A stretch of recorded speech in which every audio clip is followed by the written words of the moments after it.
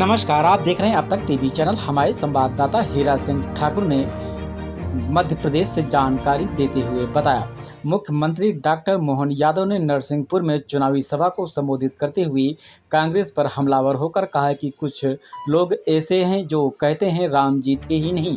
जब राम जी को ही नहीं मानते तो हनुमान जी को कैसे मानेंगे। करोड़ों लोगों की आस्था के केंद्र प्रभु श्री राम, जिन्होंने अपने जीवन के प्रत्येक घटनाक्रम से एक से बेहतर निर्णय लेकर मानवता को धन्य किया है। हमारी सांस्कृतिक को गौरवान्वित करने वाली सीता माता, जिसने नंगे पैर कभी जमीन पर पैर नहीं रखा था, लेकिन पति की कठिनाई के माहौल में कदम बढ़ाया तो पीछे पत्नी भी चलने को तैयार हो गई। ऐसी उदात्त संस्कृति हमें केवल अपने यहाँ देखने को मिलती है। ऐसे ही एक परम योगी हमारे बीच में यशस्वी प्रधानमंत्री जी हैं, जो पक्के हनुमान भक्त हैं। कई लोग ऐसे हैं जो अपने जीवन में संकल्प धारण करते हैं कि हमारा जीवन समाज के लिए रहेगा। कोई साधु बनता है, कोई सन्यासी बनता है, कोई संघ का प्रचारक बनता है, लेकिन जो नहीं समझते हैं वह कहते हैं कि इन्होंने अपना परिवार नहीं बसाया। आइए चलते हैं हमारे संवाददाता के साथ। जो वर्तमान का समय चल रहा है, हमने कल के दृश्य देखे, कांग्रेस का मैनिफेस्टो देखा। उस मैनिफेस्टो में जो बातें जुड़ी गई है और जिस बात को लेकर के कांग्रेस का स्वभाव ही होता है कि कांग्रेस पलटी मारती, बात को अपने पहले बात कर देती है और बात से बात को बनाते बनाते अपनी बात को छिपा के ले जाने का प्रयास रहता है। कल जिस ढंग से ये सारी बातें आई है, मैं इस बात की निंदा भी करता हूँ कि हम किसी वर्ग विशेष के लिए किसी बात कर सकते हैं। सभी का संसाधन पे हक हो सकता है, केवल एक वर्ग का संसाधन पे हक होना ये कौन सी बात है। ये उसी प्रकार की बात है जो प्रधानमंत्री तत्कालीन उस समय मनमोहन सिंह जी ने कहा था कि सभी संसाधन पे हक अगर है तो मुसलमानों का है। ये बात बहुत निंदनीय है। डायरेक्ट इनडायरेक्ट रूप से मैनिफेस्टो में इस ढंग से कांग्रेस ने फिर इस बात को दोहराया है कि ये हम इस ढंग की बात की निंदा भी करते हैं और उम्मीद करते हैं कि इस बात के लिए कांग्रेस अब बजाय दाएं बाएं ऊपर नीचे जाने के वो देश से माफी मांगे कि उनका ये जो दृष्टिकोण है, अब वो लाख कुछ भी कहे लेकिन जो लिख करके दिया है उनके मैनिफेस्टो में वो कुछ छिपा हुआ नहीं है।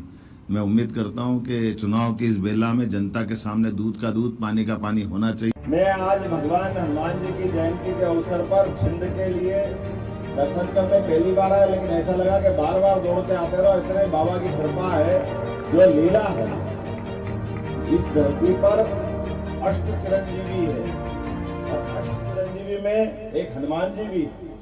हम सब जानते हैं हनुमान जी का पूरा जीवन कितना बल, कितना पराक्रम, पुरुषार्थ और बल, बुद्धि, ज्ञान, सारे जितने गुण मनुष्य में हो सकते हैं, प्राणी मात्र में हो सकते हैं, वो सब बजरंगबली में।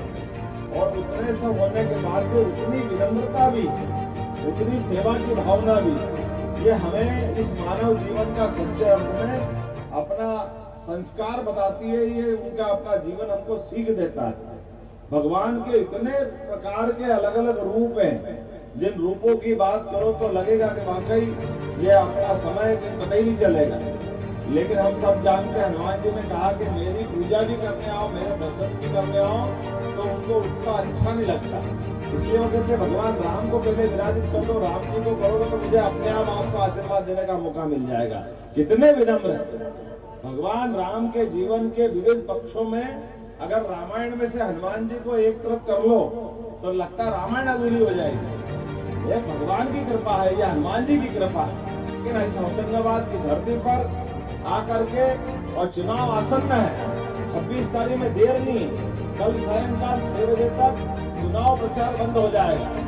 आप सब देख रहे होगे, पूरे देश का माहौल देख रहे होगे, पूरे देश का वातावरण देख रहे होगे। सब दूर जिस प्रकार से जितने प्रकार के अटैक हो सकते हैं, हमको मालूम है। मैं महादेव की नगरी से आता हूँ, महाकाल की नगरी से आता हूँ। एक बार जयकारा लगा, जय जय श्री महाकाल। हमने सबने देखा महादेव ने समुद्र मंथन के समय जितना अलग अलग प्रकार का आनंद की वस्तु मिली वो सबने ले ली, लेकिन विष धारण करने के लिए कोई आगे नहीं बढ़ा। विष धारण करने के लिए कौन आगे बढ़ा? नीलकंठधारी हमारे अपने बाबा महादेव। इसलिए बाकी सब देव वो महादेव, उन महादेव उसकी प्रेरणा से हमको एक बार ये आनंद का एहसास होना चाहिए कि सारे जीवन में सबके कष्ट मिटाते हुए सबका जहर पीने का काम जैसे महादेव ने किया है, ऐसी सबकी गाली सह करके भी क्या क्या नहीं बोलते हैं घमंडिया गठबंधन के लोग, सब नादान है। कोई क्या बोलता, कोई क्या बोलता, कोई क्या बोलता।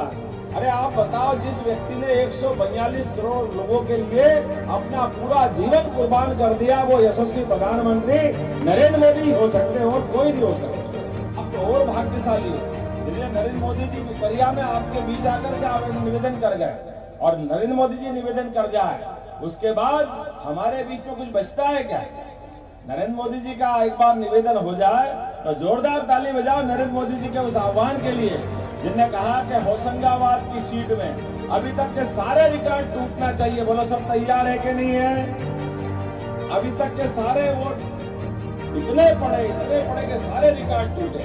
और दर्शन चौधरी जी के लिए हमारे प्रत्याशी, जोरदार ताली बजाओ इस बजरंगी के लिए भी। ये भी बलराम का बजरंगी रूप है, अलग प्रकार से हमारे बीच में लगातार सेवा करते करते किसान संघ के माध्यम से अपनी पहचान बनाते हैं। लेकिन आज का समय तो मोदी जी का है।